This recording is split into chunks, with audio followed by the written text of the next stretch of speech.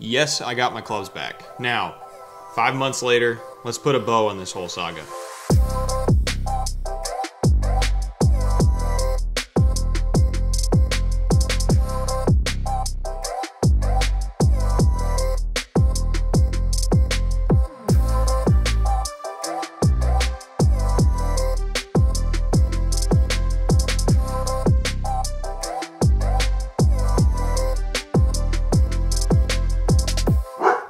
Like the video.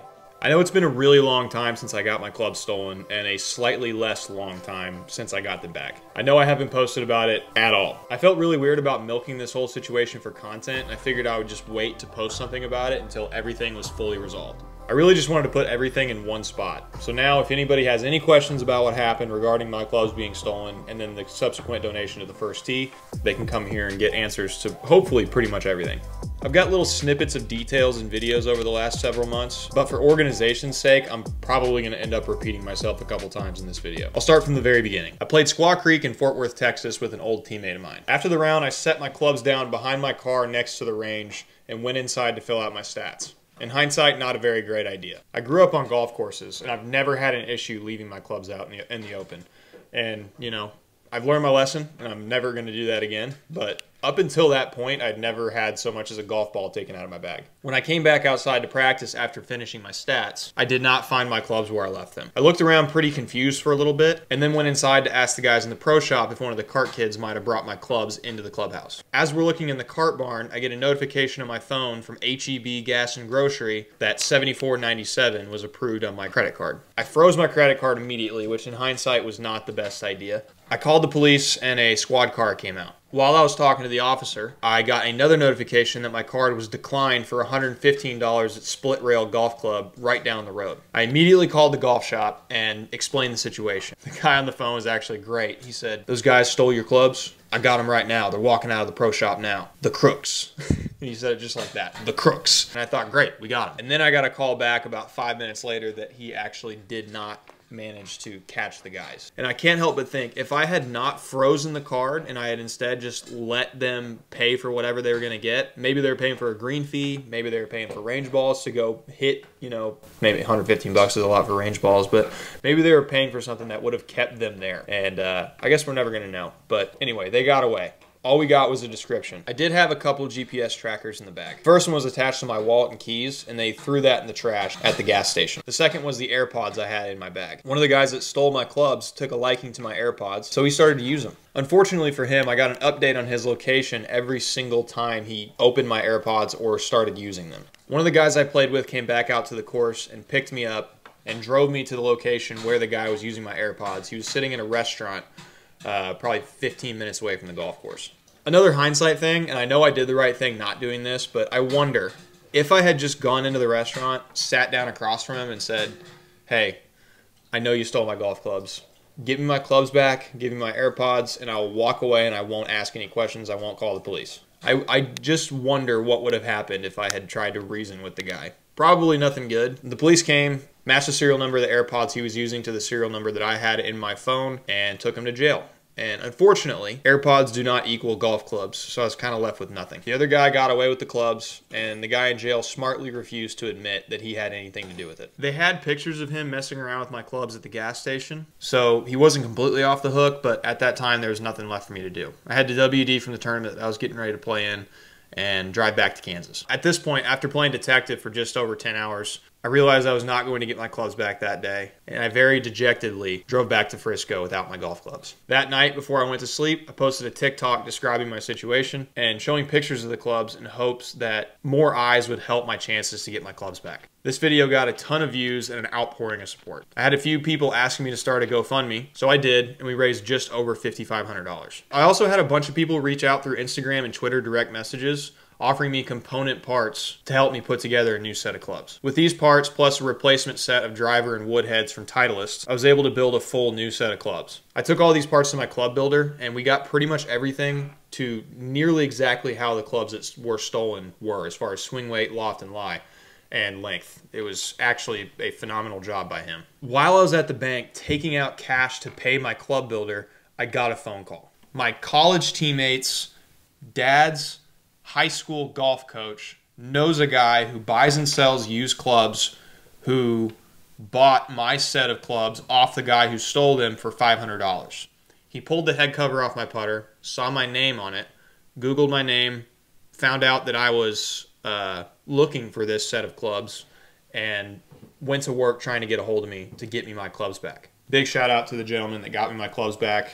He actually does putters, custom putters, so go check him out if you're into that kind of stuff. So now I had my backup set built, as well as the original set, and $5,473.72 from the GoFundMe. Thanks to the generosity of the people of the internet, I didn't need that money for clubs anymore. So, as I said from the beginning, if I end up getting the original set back, 100% of the money raised was going to go to the First Tee. So, as a man of my word, I reached out to Ann Spivak, the director of the First Tee in Kansas City, and I told her the good news. I went to meet them, gave them the check, and we both went on our separate ways. Then pro golf kicked back up, and unfortunately I wasn't able to find time to make a full recap video until right now. I guess now is a good time to talk about why I waited so long to post a wrap-up video. First reason is I was hoping that the case would be resolved at a certain point to where I could give a case number and have there be like full federal proof that this happened. But case probably isn't going to be resolved for around a year or so. So that is unfortunately not a possibility. Second reason is I play golf full time. That's my first priority. I make videos around playing pro golf, not the other way around. And the final reason I waited so long is because I wanted to get together with the people of the First Tee so we could talk about and bring to you guys what we were able to use that money for to help the youth golf community. Now here we are. I found a little time to throw together a video. So without any more yapping from me, let's send it over to the First Tee. Subscribe if you haven't already, and like the video.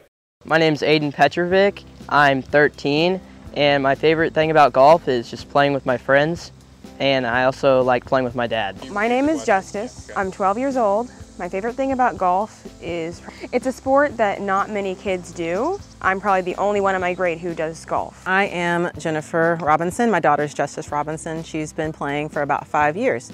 Now the interesting thing is that for the first few lessons, you know, you're just kind of a parent sitting on a bench and they're kind of doing a few things. You never really get to see it all put together because I am not a golf player myself. And this year, when they started doing the tournament season, that was the first time I really got to see all the elements put together. The first one was a singles and I won that one. On the second one, it was supposed to be a team scramble, but my partner didn't show up, so I did it alone. I just played 2 balls off of the same shot and I still won. And the third one I did it with a partner and I won again. And how much she had learned over, like this is the first glimpse of how much she had actually learned over these last 5 years, and it's been awesome to see. And every time she's done a different, you know, the next tournament, she's gotten better and better. So now we're all kind of really excited about seeing where this actually ends up. The more I do the same holes and the more I practice, I'm going to get better every time. And Picked up a lot of confidence. Yeah. Think your daughter would be playing golf if it wasn't for your First Tee? Absolutely not. Yeah, I'm not a golfer. Had no intention of starting that, and now I'm actually kind of drug the whole family into it, and we're trying harder for her sake. My name's Eileen Ty. My daughter Ava Ty, who's 9, has been playing with First Tee for almost 2 years. My name is Ava. I'm 9 years old, and my favorite thing about golf is spending time with my friends. I'd say the biggest benefit I've seen, Ava tends to be a little bit shy around new people, and I think golf forces you to get out of your shell a little bit, walk around the course, talk with people you might not know, kind of form new friendships, and just kind of put yourself out there. My name's Marvin Williams, and my child is Elaine Williams. The First Tee makes it a whole lot easier for children to get acclimated to golf and feel comfortable playing golf, definitely. I'm Ann Spivak. I'm the Executive Director of the First Tee Greater Kansas City. Honestly, my favorite part is being down here on the golf course with the kids and the families and really seeing firsthand up close the impact we're making on these young children's lives. Unfortunately, as Executive Director, I am not down here as much as I'd like to be. I leave that up to the coaches and the program director, all the great people who teach day to day. I'm out in the community spreading the word about what our mission is, how we bring access and opportunity, you know, to young people who would never have this chance. So I'm out there meeting with all the supporters in the community, hundreds and hundreds of people who support our good work. Every dollar that was raised goes directly to the kids. More than 80% of the children in First Tee only pay $5 a session. So every dollar raised stays local right here in Kansas City. We have 8 different locations, so we have coaches and equipment. We need to pay for the golf courses that we're using and the golf carts and everything that goes into our program. It all goes right to the kids. Thank you so much from the bottom of our hearts, all of us at First Tee, the kids, the parents, the staff, our board of directors. We appreciate every donation, big or small. It all added up to a big win for the kids. So thank you, and thank you, Ben, for everything you've done.